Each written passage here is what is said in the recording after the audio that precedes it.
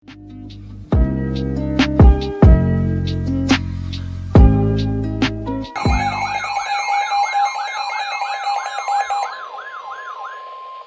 National Weather Service in northern Indiana has issued a severe thunderstorm warning for southwestern Fulton County, Indiana, southeastern Pulaski County in northwestern Indiana, northern Cass County, Indiana, until 4 p.m. Eastern Daylight Time.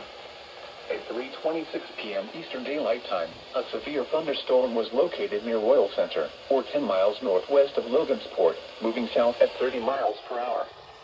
Hazard, 60 miles per hour wind gusts and quarter-size hail. Source, radar indicated.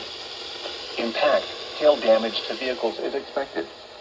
Expect wind damage to roofs, siding, and trees. Locations impacted include Logansport, Royal Center, Grass Creek, Thorn Hope, Lisa's Corner, Lucerne, and Lawton. For your protection, move to an interior room on the lowest floor of a building. Repeating, a severe thunderstorm warning has been issued until 4 p.m. Eastern Daylight Time for the following counties in Indiana: Fulton and Pulaski.